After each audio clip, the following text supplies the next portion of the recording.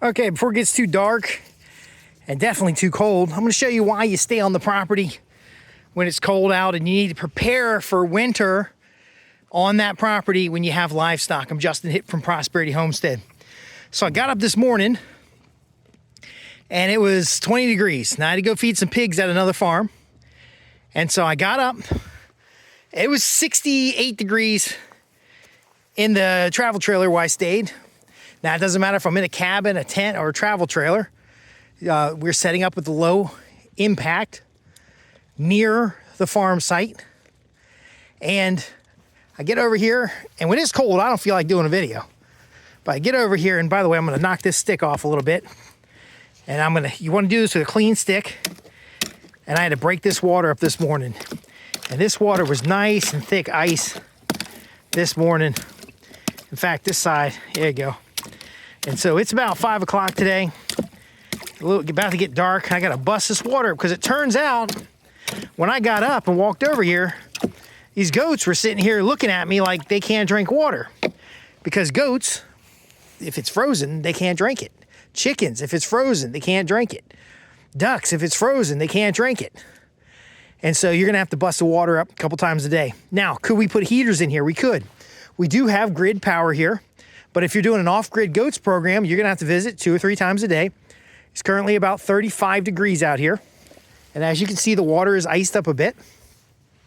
Now, the best thing you're going to do is you're going to get a lot more water than this in here. So we've been facing a drought, but when it gets frozen, the water tank doesn't run. And so I've got all these hoses drained out. So there's no water in the hose. And but if I turn that spigot, nothing's going to happen. Because the water in that tank, which is going to about right, I don't know, water's about up here. You see when I hit it, water's probably down here now. I don't know, that's my point. Anyway, another thing that's happened is these goats are cold at night. Now, I'm not going to get them little coats or anything like that. A lot of folks talk about getting coats for the goats. These goats are all fluffied up naturally. Hey, ladies.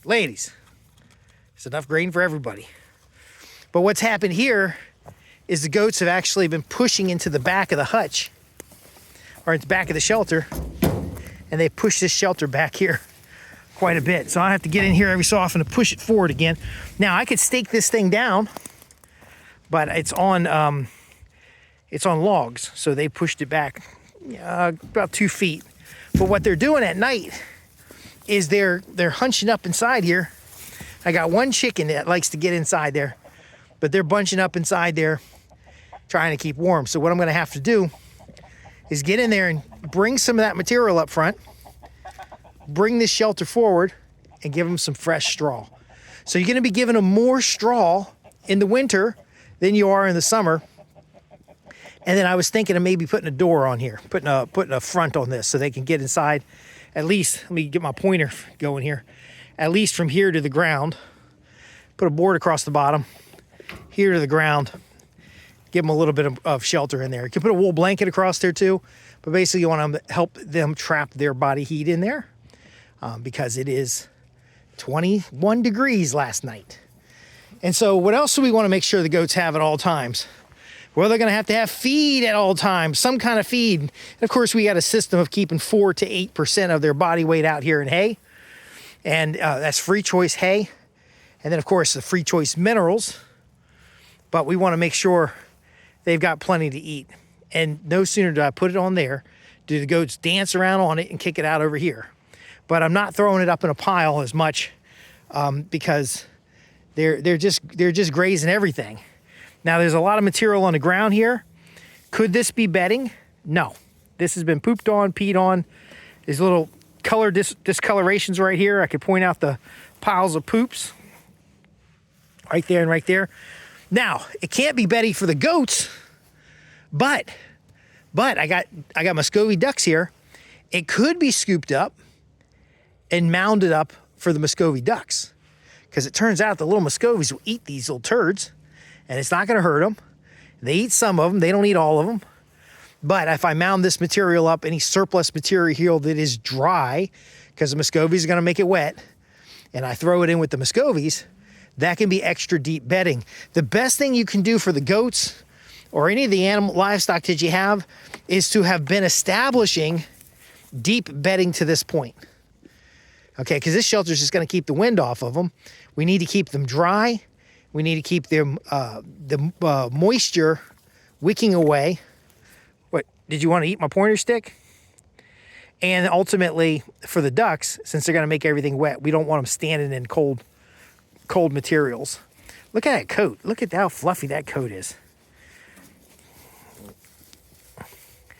So again, lots. Oh, I'm sorry. I went back to the video. Should I have been rubbing your back more? Yeah. All right. I'm done. No, I'm done. That's enough for it. Oh, did I miss a spot? I missed a spot right there. I'll get it. Get right here. Is that the spot you're looking for? All right. Can I get back to my video now? Now we got that little spot taken care of? Okay, I'm gonna get back to the video. Anyway, so again, we want to keep them dry. We want to keep them fed. We want to keep their water flowing. If possible, we want to keep that water topped off so that when you break the water, there's a lot of loose water underneath there because that water is going to absorb some heat during the day. And so if you can get those troughs out in the sun, it'll absorb a little heat during the day and stay clearer. If you have power, and that's why, even if you're off grid, if you can get power from however the hell you get power, you can run the floats that will heat the water and keep the water from freezing over. Because these girls cannot drink if the thing's frozen. So they really do need, sometimes I just walk around with a stick and I just give everybody massages with the stick. Now I'll take the same stick and massage the chocolate goat and he gets all excited about it because he's smelling the girls. But I don't do it the other way. The stick will rest out over there because if these girls smell them, they go into heat, which they've already done several times, but it's getting too late. Getting too late for them to breed. Anyway, if you can't get over here to clear their water and they've got out to the middle of the day where they've got frozen water, they can dehydrate in this climate. They can have issues not being able to process the food that they're eating, and you could end up with bigger problems in the long run. So first thing you're gonna do in the morning is get into the farm, check the animals, make sure everybody's doing okay. You might be getting their first feeding taken care of. You might get their, checking their beddings, checking their hay, getting them all set up for the day.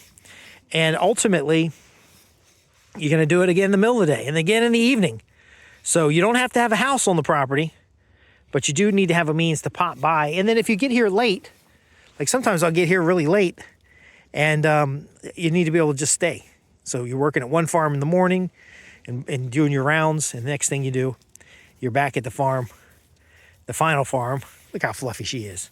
The final farm to wrap things up and just go to sleep, do some paperwork and go to sleep. Now, this is gone into detail in my program called Nomadic Caretaker, where there's actually an income opportunity in this, or at least be supporting your local regenerative farms and local permaculture farms by traveling between the farms and taking care of chores and things. But it's getting dark. I'm getting cold. And Goldie here is, is this your stick? I don't know. They're all going to get rubbed. I like that when it's cold out, I like to massage their backs really good. And then my hands get lanolin on them. And then I can rub my hands together and it keeps them from cracking. So that's what we're going to work on here, ladies. All right, everybody, who's here for a back rub? Y'all want back rubs? I'm Justin Hitt with Prosperity Homestead, www.prosperityhomestead.org.